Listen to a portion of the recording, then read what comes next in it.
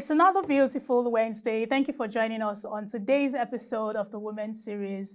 Now, if this is your first time, allow me to officially welcome you to the Women Series, where we capture developments and stories that impact women, from career talk to business, entrepreneurship, and of course, we have seasoned guests join us every Wednesday to discuss issues relating to women. Now, how about you share the love with your family, your friends, your sister, your aunts, your grandma, your mommy, anyone, even your brother, everyone is welcome. Today is not an exception to our usual stories, our interesting stories, as we continue our series for the month of July, where we're looking at morals, wealth, and the girl child.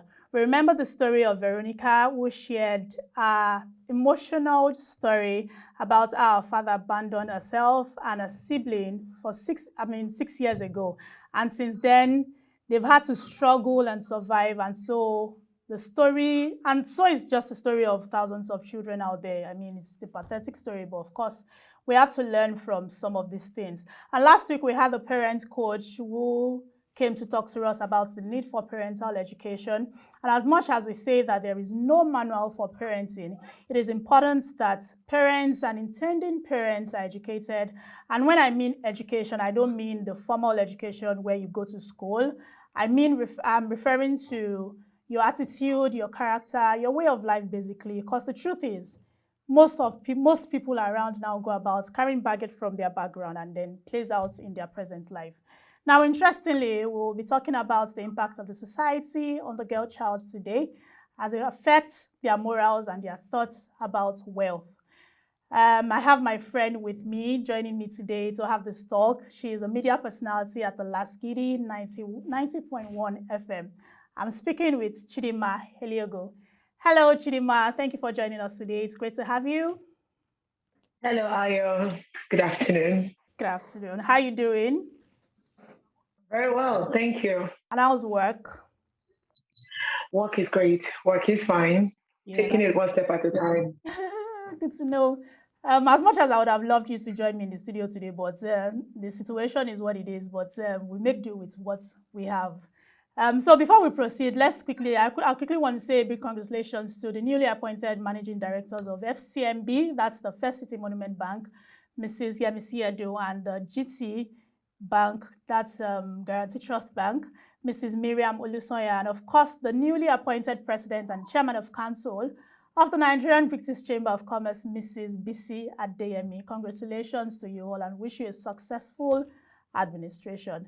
Now, Chidinma, let's dive into the conversation for today. So let's take a cue from the success stories of these women. They are doing well. They've made a name for themselves. They are thriving in their careers. Now, I find it funny how the society sometimes they are quick to define the stories relating to women. Now, 1 minute we're hearing the issues of feminism, people are debating day in, day out, and it keeps going on. Then the next minute, there is a story about a girl child who has been found involved in an immoral act. And then there's the narrative of everyone or every young lady is like that. That's the trend. That's what is going on. Then another minute, you see us saying, oh, congratulations to these women. They are doing us proud. I mean, what are your thoughts when you get to see this narrative come up on a daily basis?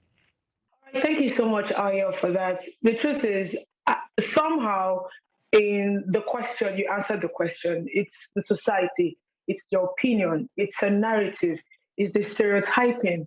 All of that is what the society what the society is made up of. For the girl child, I think the pressure it's a lot. The pressure is a lot on the girl child. The same thing with the female folks. The pressure is a lot. You see, 1 minute you're clapping your hands. Oh, great, nice one. You made us proud.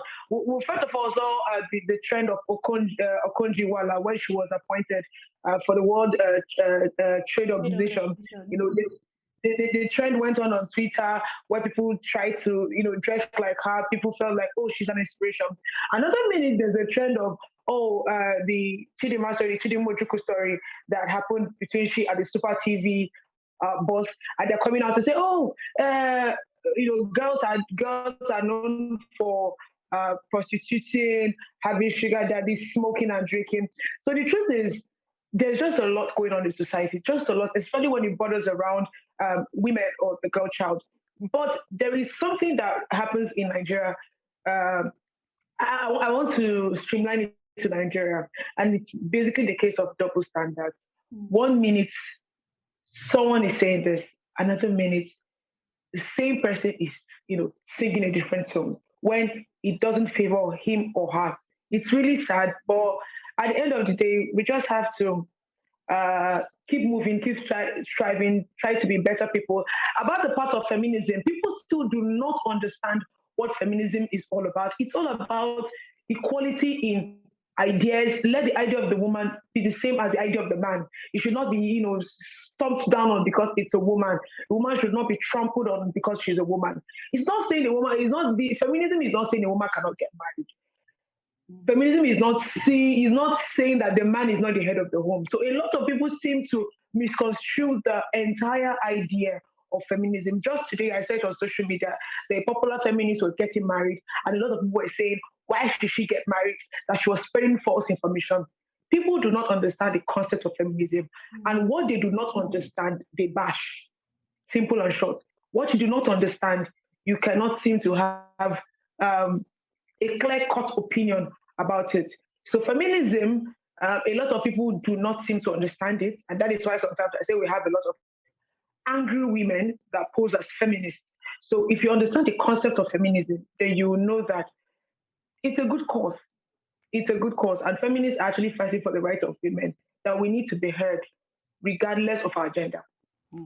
Now, let me pick you on, you made mention of pressures, and then there are lots of pressures. Let me pick you on that. And you would agree with me that outside of the home, these pressures are endless. Let me just put it like that. Let's even identify some of these pressures. What are they? Okay, so we have, aside from our parents, apart from the parental guidance, we have the school. The school plays a major role. And I'm not talking about just teachers or principals or vice chancellors. I'm talking about the school environment itself. Yeah. It's not just about the theoretical teachings, it's about practical teachings. Imagine in a school or university where you as a lecturer, you are expecting sex for marks. Mm. You want sex in exchange for marks. Now, what does that, where is the safety of the girl child? Imagine a 17-year-old girl is failing her courses because a man wants to have sex. So what am I even talking about? The expose that happened 2 years ago about this lecturer in Unilag that was just dismissed. She was trying to get admission into uni. She was just 18 or 19, and this man was trying to prey on her. So the school itself affects the child, affects the girl child. We're talking about the school. The school is not safe enough. A school whereby a girl child can be raped and no one can come, no one can come to the aid of the girl child. We're talking about the environment after the school. Let's talk about the environment itself, or the neighborhood. I'll use the term neighborhood where the child grows up in. Now, according to statistics, it shows that um, when a child comes out from a poor neighborhood, a poor, impoverished neighborhood, a neighborhood that that is quite rough, Yep. there are certain characters that the child will put up.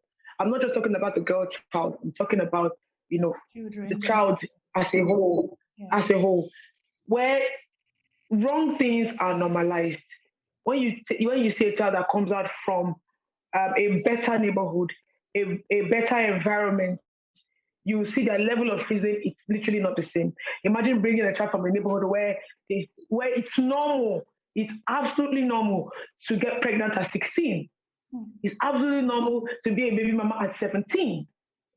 And Mm. it's not just limited to Nigeria. Even outside the country, you see there's some places in America that it's normalized for them to have kids at 38. Before 20, they expect you to be a baby mama, Mm. at least, or be a mother. So the environment will plays a key impact. Your neighborhood plays a key impact in how you are going to come out as a girl child.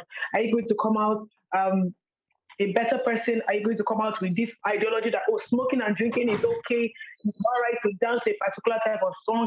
It's okay for me to dress this way. Even here in Lagos, There's some certain areas you go to, you see a girl child of 15, 16, when she speaks, the things she says, even someone of 30, 25 years cannot voice out these things because they are not normal, but it's been normalized in that area.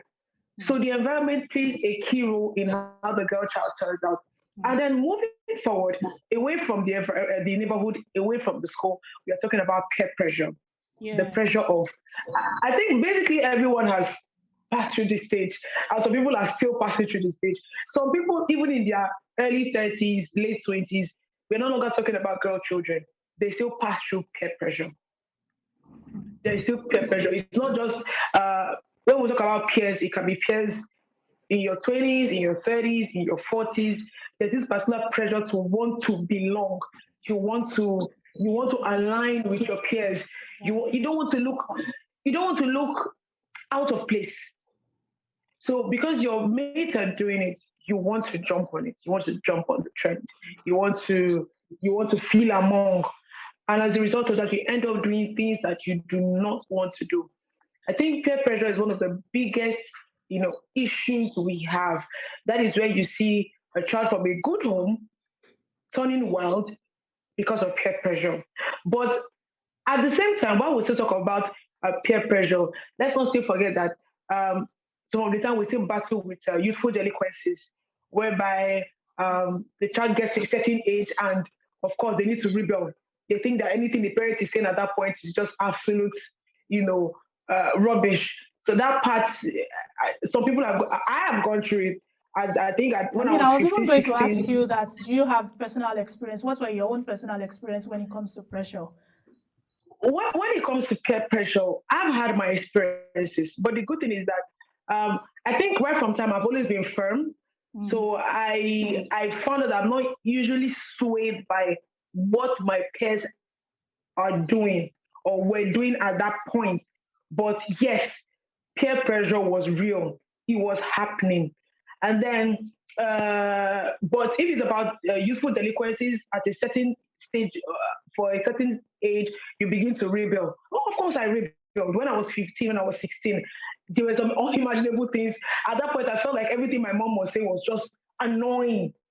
That is why you see children at some point, they continuously have fights with their parents because they feel like everything their parents say is just not in their favor. But much later in life, they end up realizing that they actually meant well for me. I was just the one who thought that I knew everything. There's always a point in your life as an adolescent, as a teenager, as a young adult, you feel like, oh, I know everything. You shouldn't tell me what to do. I'm in charge of my life. Especially when you get to 16, 17, 18, you feel like you have everything under control. And when they Oh, let right. you take control, you're spiraling. Social media is one of the biggest environmental pressures. I think for now, social media is worse than peer pressure. Now, currently in 2021, this is where you see, if you check statistics, you realize that children from the age of 16 to 21 years, they use the internet at least 6 hours a day. And on the internet, that is where you see someone obsessing over someone on social media. You've never met the person. The person looks so good. The person is looking so established. The person is looking so perfect. Yeah. And that's where you see an endless struggle. You're in an endless loop trying to be like that person, Mm-hmm. trying to meet up with someone that you have never seen.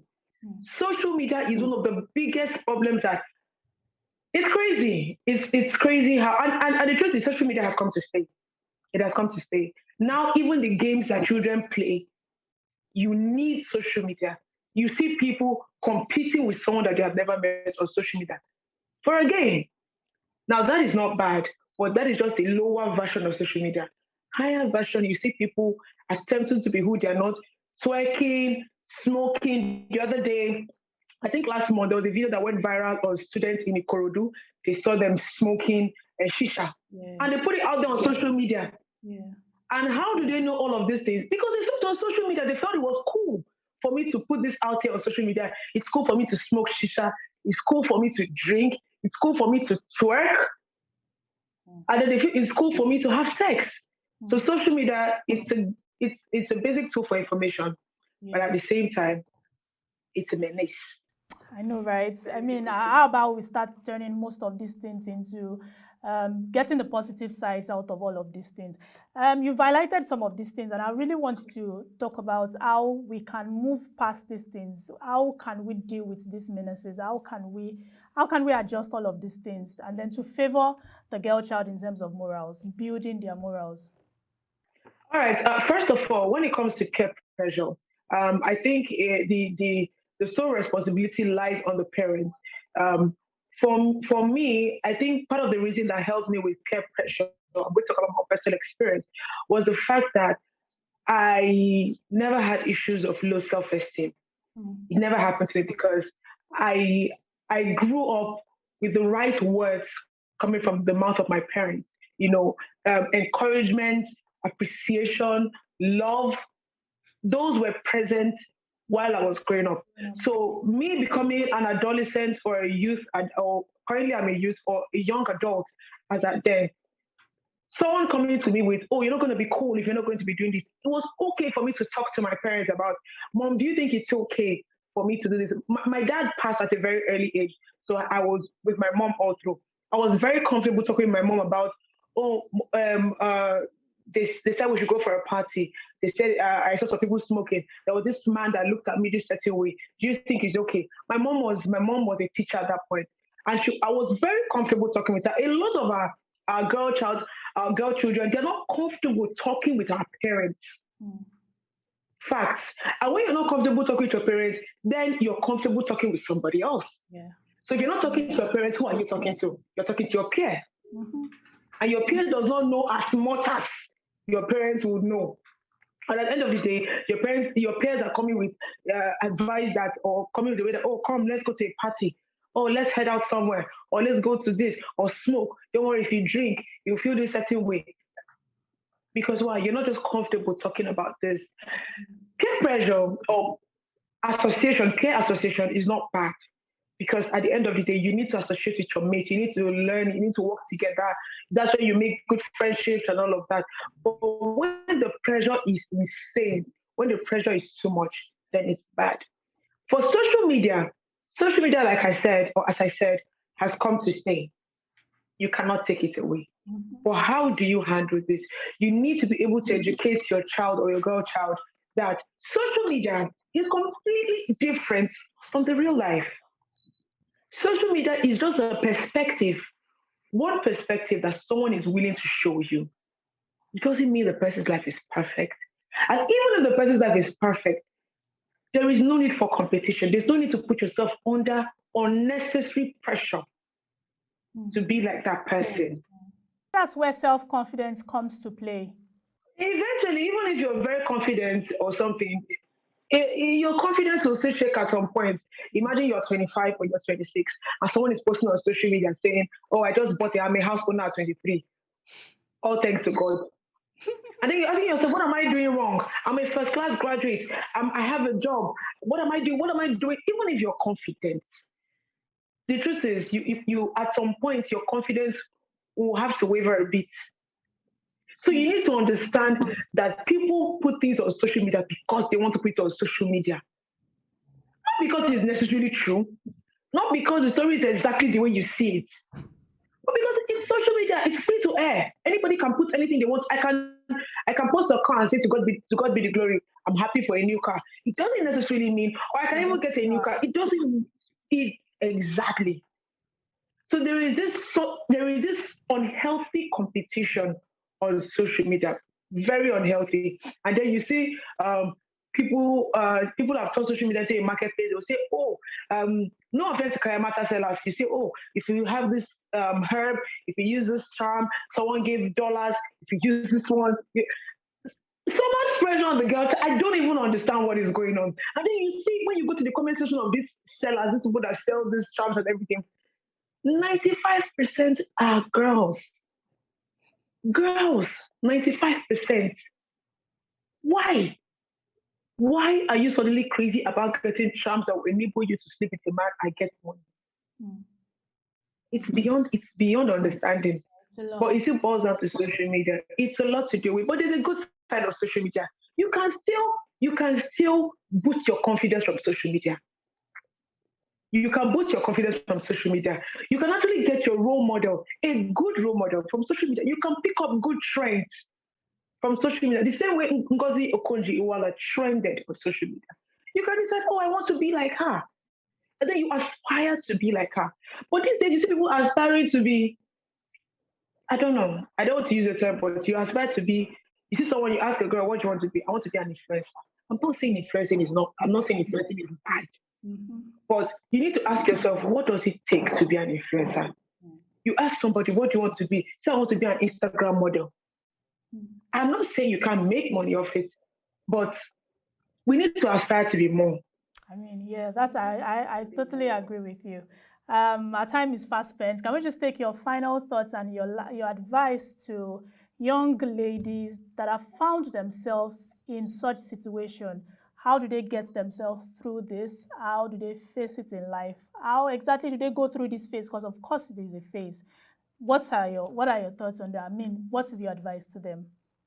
Okay, first of all, I would say to these ladies, don't be too hard on yourself. Mm, If for some reason you found yourself on this path because of situation, financial situations, and all of that, don't be so hard on yourself. Don't. I know a lot of people that have fallen into a state of depression because they feel that they can't come out of that particular situation they're in. Don't be so hard on yourself. We make mistakes, and if you feel you've made a mistake, it's up to you to reel yourself back in. Don't be so hard on yourself. Even though we say be your own critic, but don't be overcritical of your own self. So it's okay for you to fall by the wayside, but still bring yourself back in. And secondly, as I said earlier, you can be more. You can be more.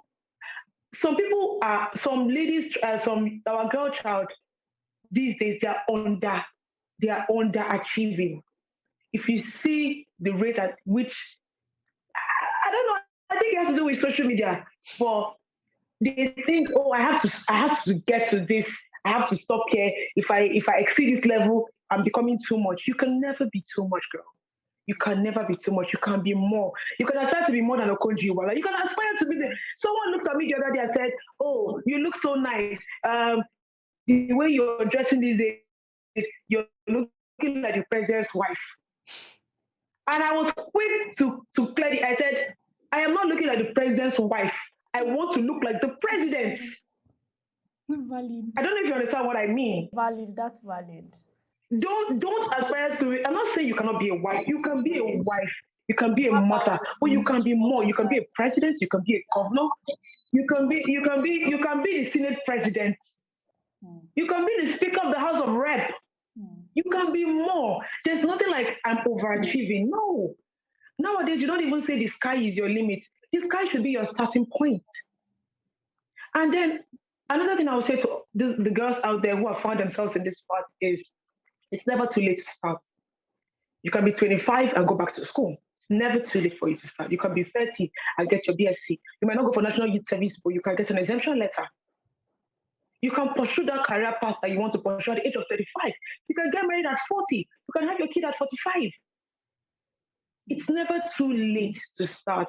And that still goes a long way for the people who set certain fixed age for a particular achievement. I don't understand why people do that. mm, That is part of the pressure that we are talking about. So yeah. you can start. So people, you talk to somebody, they're like, I beg, I don't too old. You're not too old to do that. So no matter where you find yourself, no matter the situation you find yourself right now, it's never too late to start.